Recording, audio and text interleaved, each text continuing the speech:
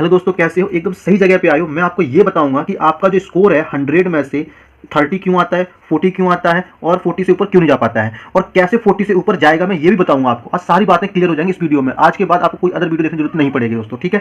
चलो स्टार्ट करने से पहले मैं आपको बोलूंगा मेरे चैनल को सब्सक्राइब कर लेना अगर आपको अच्छा लगे तो थोड़ा सा भी, ठीक है। चलो स्टार्ट करता हूँ।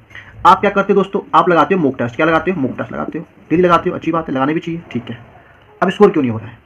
क्या, कहाँ दिक्कत कहाँ पे आ रही है? तो देखो दोस्तों, दिक्कत कहाँ आ रही है। आपने मॉक टेस्ट लगाए, जो आपने क्वेश्चन सॉल्व कर लिए उनको आप कभी देखते ही नहीं हो। मतलब कि आपको जो आंसर आपके सही हो गए उससे छोड़ दिया, जो सॉल्व नहीं हुए आप क्या करते हो उनको देखते हो। और कहाँ तक देखते हो? 4-5 क्वेश्चन 10 क्वेश्चन देखें, फिर क्या करते हो, मन थक जाता है, फिर आप रीड करते हो, क्या करते हो, देखते हो, अच्छा इस क्वेश्चन कैसे करेंगे, इस क्वेश्चन कैसे करेंगे, इस क्वेश्चन कैसे करेंगे, इस क्वेश्चन कैसे करेंगे, आंसर देख कर करते हो, क्या करते हो, आंसर देख ऐसे करने लग जाते हो। तो दोस्तों क्या है, गलत है।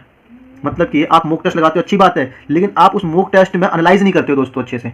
सबसे पहले काम एनालाइज करने का तरीका क्या है? एनालाइज करने का तरीका ये है, जो पहले आप उन क्वेश्चनों को देखो जो क्वेश्चन आपने सॉल्व किए। उनको मत देखो जो आपसे सॉल्व नहीं हुए, छोड़ दो, कोई दिक्कत नहीं है। जो क्वेश्चन आपने सॉल्व किए ना उनको देखो पहले।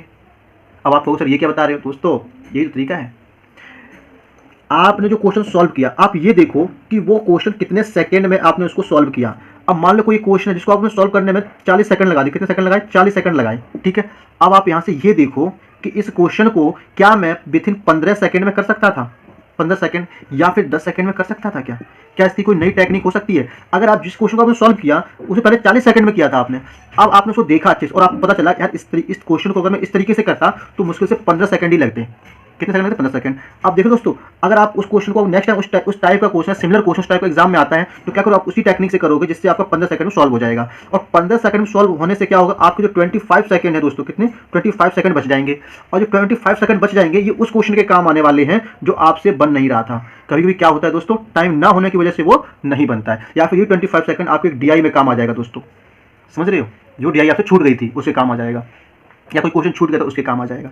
तो समझे दोस्तों? तो क्या हो जाएगा, आपका टाइम बचना स्टार्ट हो जाएगा। ऐसे क्या करो, जो क्वेश्चन आपने सॉल्व किया ना, 40 नंबर लेकर के आए, फिर 30 नंबर लेकर के आए हो, 30 क्वेश्चन सॉल्व करने के बाद सब में से क्या करो, 25-25 सेकंड बचाने लग रहे हो, या फिर 5 सेकंड बचाने लग रहे हो, ठीक है ना। अब जैसे क्वालिटी क्वेश्चन है, कोई क्वेश्चन बनाने में आपने 15 सेकंड लगा दिए। कितने सेकंड लगाए? 15 सेकंड लगा दिए क्वालिटी क्वेश्चन बनाने में, एक क्वेश्चन करने में।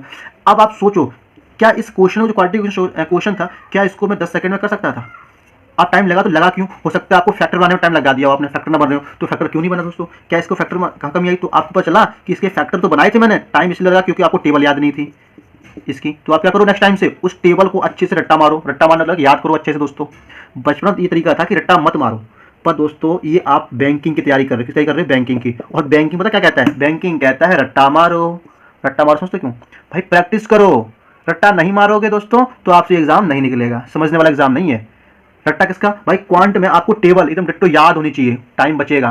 भाई यहाँ पे टाइम बचाने वाला सेक्शन चल रहा है। प्री का एग्जाम होता ही इसीलिए है कि टाइम बचाना है, ठीक है ना। तो आप क्या करो, चीज़ों को रट्टा मारने का अर्थ है कि जो छोटी छोटी चीज़ें उनको पहले से याद कर लो ताकि आपको वहाँ पे सॉल्व ना करनी पड़े। टेबल याद है, फैक्टर बनाना है तुरंत बना लिया, समझ में आ रहा है।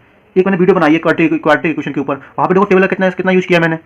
समझ रहे हो आप दोस्तों? आपको ना थोड़ा सा करना पड़ेगा सारी चीज़ों को। तो आपका क्या हो जाएगा, जो क्वेश्चन आप सॉल्व कर रहे हो उनसे टाइम बचेगा और आपका टाइम बचेगा वो अलग क्वेश्चन में लगने लग जाएगा। जब एक्स्ट्रा क्वेश्चन में लगेगा तो उनके आंसर सॉल्व करोगे तो आपको जहाँ स्कोर 30 आ रहा था या फिर जिन स्टूडेंट को 40 आ रहा था उनका 45 तक पहुंच जाएगा। नहीं पहुंचेगा दोस्तों? 5 क्वेश्चन एक्स्ट्रा होंगे नहीं होने? बिल्कुल होंगे। अब जब 5 क्वेश्चन एक्स्ट्रा करने लग जाओगे तो 5 क्वेश्चन एक्स्ट्रा करो तो उनमें कुछ कभी ना कोई टाइम निकालोगे कि इसमें इसको कम टाइम में कैसे कर सकता हूँ, तो उससे भी टाइम निकलेगा दोस्तों। बोलो हाँ कि ना? तो आपका क्वांट भी इंप्रूव होगा, रीजनिंग भी और बैंकिंग भी। अब प्रॉब्लम पता क्या आता है? अब प्रॉब्लम यह आता है, हर स्टूडेंट की लाइफ में एक प्रॉब्लम है, उनका एक ना कोई सेक्शन वीक है, चाहे वो क्वांट हो, चाहे वो रीजनिंग हो, चाहे वो इंग्लिश हो। इन तीनों में से एक सेक्शन वीक होता ही होता है। तो देखो दोस्तों, कोई भी स्टूडेंट ऐसा नहीं है कि सब तीनों चीज़ सीख करके आया है, उसने अभी इसी दुनिया में आके चीज़ों को सीखा है। क्वांट किसी का कमजोर है, किसी का रीजनिंग कमजोर है, किसी का इंग्लिश कमजोर है। अगर तीनों सही होगा, अच्छा सा होगा तो उसका सिलेक्शन पक्का है। आपका सिलेक्शन क्यों नहीं हो पा रहा? आपका स्कोर कम क्यों आ रहा है? क्योंकि आपके इन तीनों में से कोई एक सेक्शन वीक है, तभी ऐसा हो रहा है दोस्तों। हो सकता है आपको 2 सेक्शन वीक हो। अब देखो करना क्या है, जो सेक्शन आपका वीक है उस पर एक काम करो। क्या करो? हार्ड वर्क करना स्टार्ट करो। क्या करो? हार्ड वर्क करना स्टार्ट करो। मान लेता हूँ आपका क्वांट वीक है, क्वांट वीक है तो इंप्रूव कैसे कर सकते हैं? तो क्वांट को इंप्रूव करने का मैंने तरीका बता रखा है, मेरी एक वीडियो है, आप चाहो तो उसको देख लेना, आपको समझ में आ जाएगा कि क्वांट को कैसे इंप्रूव करते हैं, ठीक है ना। क्वांट को कैसे इंप्रूव करते हैं फिर भी मैं आपको बता देता हूँ। क्वांट को इंप्रूव करने के लिए ज़्यादा मेहनत कर सकता नहीं पड़ती। इन तीनों में सबसे आसान काम है क्वांट को इंप्रूव करना दोस्तों। मैथ्स को इंप्रूव करना सबसे आसान काम लगता है मेरे को, ठीक है। रीजनिंग कमजोर है, रीजनिंग के पजल्स लगाओ, सिलोगिज्म लगाओ, इक्विटी इनइक्विटीज लगाओ, ब्लड रिलेशन बनाओ दोस्तों, होगा क्यों नहीं होगा? इंग्लिश है, इंग्लिश क्यों कमजोर है, वोकैब आपकी कमजोर है, तो इंग्लिश कमजोर तो वोकैब तेरी डेली करो, आप मॉर्निंग में वोकैब बनाओ, याद करो, याद नहीं हो रही उनको रिवाइज करो, उनको यूज करना स्टार्ट करो वोकैब को, क्यों नहीं होगा, 100% होगा।